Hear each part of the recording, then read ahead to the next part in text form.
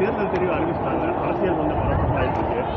வரையில் சட்டமன்ற தேர்தலில் நீங்கள் போட்டியிடுறதுக்கு வாய்ப்பு இருக்கா? அப்படி போட்டியிடுறதா தான் உங்களோட தொகுதி இது மேடம்.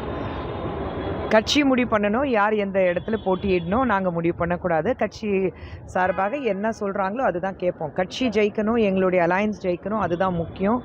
திமுக ஆட்சி எப்படியாவது வீழ்த்தணும், அது மட்டும்தான் நோக்கமாக இருக்குது. அவங்களுடைய கரப்ஷன், பெண்களுக்கு பாதுகாப்பு இல்லை, போதைப் பொருட்களுடைய ஈஸி அக்சசிபிலிட்டி, இது எல்லாத்துக்கும் ஒரு முற்றுப்புள்ளி வைக்கணும்.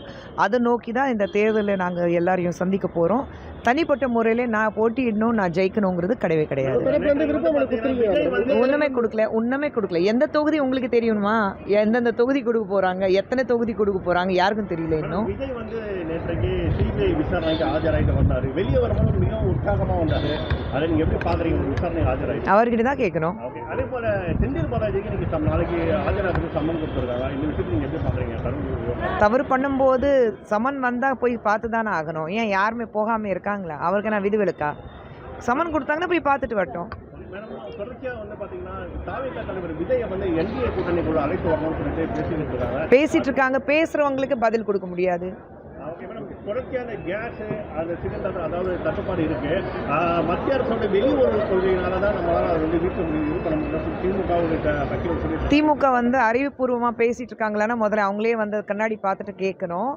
எல்பிஜி கேஸ் பிரச்சனை வந்து இப்போ இருக்கிறது உலகத்தில் என்ன ஒரு பிரச்சனை போயிட்டுருக்கு அவங்களுக்கு தெரியாமல் இருக்குது.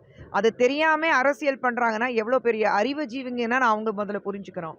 உலகத்திலே ஒரு பிரச்சனை போயிட்டுருக்கு, அவ்வளோ பெரிய போர் போயிட்டுருக்கு. அந்த பிரச்சனையில வந்து தமிழகத்தில் ஒரு குழந்தைக்கு சளி பிடிச்சாலும் அதுக்கு பிஜேபி நரேந்திர மோடி தான் காரணம் சொல்லிக்கிற அளவுக்கு ஒரு கீழ்த்தனமான அரசியல் திமுக பண்ணிட்டு இருக்கு.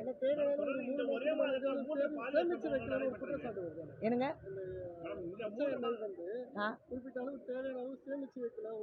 3 மாசத்துக்கு முன்னாடி இந்த மாதிரி போர் வரப்போது நான் இவங்களுக்கு வந்து தகவல் கொடுத்தாங்களா? ட்ரம்ப் கொடுத்தாரா இல்லை நெத்தானியோ கொடுத்தாங்களான்னு முதல்ல சொல்லுங்களேன்.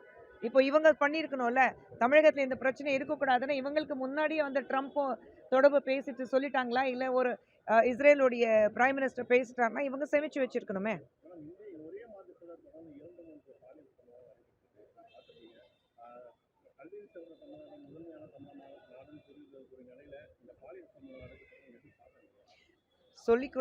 நாங்கள் சொல்லிட்டு இருக்கிற விஷயம் ஒன்று தான்.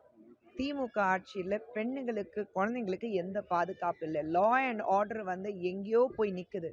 இன்னைக்கு ஒவ்வொரு இடத்துலையும் தினமும் பேப்பர் படிக்கும்போது பெண்களுக்கு இந்த மாதிரி ஒரு கொடூரம் நடக்கும்போது திமுக ஆட்சி கண்ணு மேலே ஒரு கவரை வச்சுட்டு நான் வந்து பண்ணுறது தான் சட்டம்னா நினச்சிட்டு உட்காந்துட்டு இருக்காங்க. அதுக்காக தான் சொல்கிறோம், இது திமுக ஆட்சியோட கடைசி தேர்தல் இருக்கணும்.